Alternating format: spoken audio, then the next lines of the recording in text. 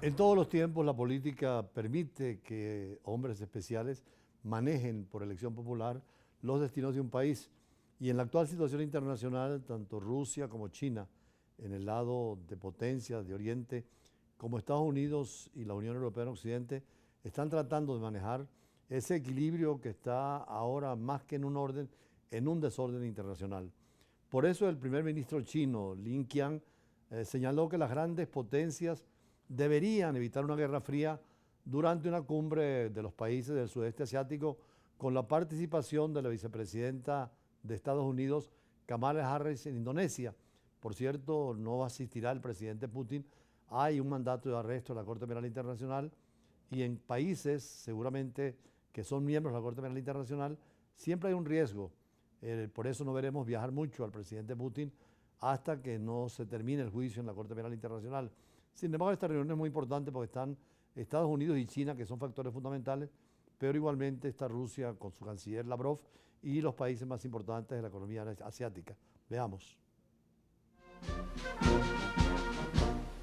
Las grandes potencias mundiales deben evitar una guerra fría. Así lo afirmó el miércoles el primer ministro de China, Li Qiang, durante una cumbre de países del sudeste asiático en Indonesia, con la participación de la vicepresidenta de Estados Unidos, Kamala Harris. El gigante asiático ha expresado su preocupación por la formación de bloques geopolíticos respaldados por Washington en la región, pero también enfrenta críticas de otros países por cuestiones como sus reclamos sobre casi la totalidad del mar de China Meridional.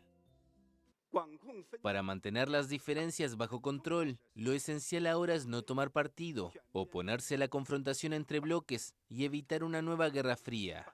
Las diferencias y disputas entre países deben manejarse adecuadamente. Los gobernantes de los 10 países de la ASEAN, Birmania, Brunei, Camboya, Filipinas, Indonesia, Laos, Malasia, Singapur, Tailandia y Vietnam, celebraban encuentros separados con China, Japón, Corea del Sur, Estados Unidos y Canadá, que permiten a estas potencias hacer presión sobre el bloque. Tenemos un compromiso compartido con las reglas y normas internacionales y con nuestra asociación en cuestiones nacionales y regionales acuciantes, como la crisis de Birmania. Estados Unidos seguirá presionando al régimen para que ponga fin a la horrible violencia, libere a todos los detenidos injustamente y restablezca el camino de Birmania hacia una democracia inclusiva. El jueves se llevará a cabo la Cumbre del Este Asiático con 18 miembros, que contará con el ministro ruso de Relaciones Exteriores, Sergei Lavrov, y abordará temas geopolíticos más amplios.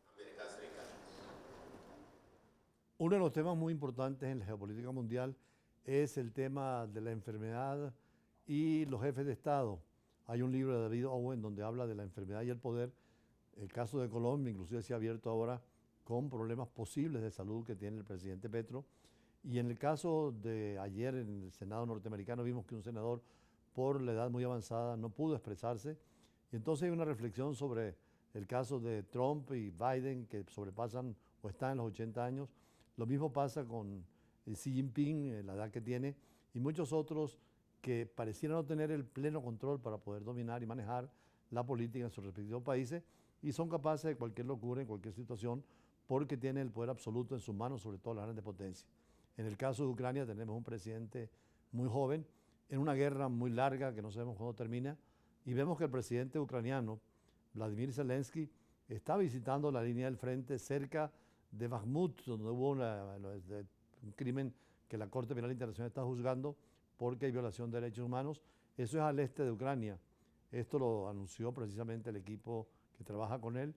Y con esta nota del presidente de Ucrania, nosotros vamos a despedirnos para mañana encontrarnos nuevamente con el choque de las imágenes, la fuerza de las palabras y nuestros análisis en profundidad. Muy buenas tardes.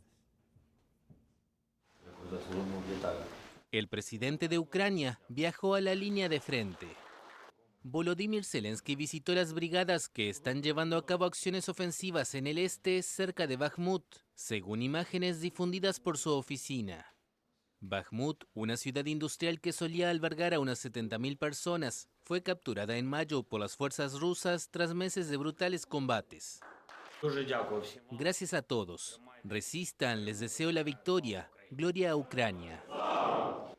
El mandatario escuchó los informes de los oficiales sobre la situación en sus zonas de responsabilidad y discutió sus necesidades en términos de municiones para la artillería y para la defensa antiaérea. La visita se produjo 2 días después de que Zelensky anunciara la destitución del ministro de Defensa, Oleksiy Reznikov. La semana pasada las fuerzas ucranianas reivindicaron éxitos tácticos en su contraofensiva para expulsar a las fuerzas rusas de los territorios ocupados.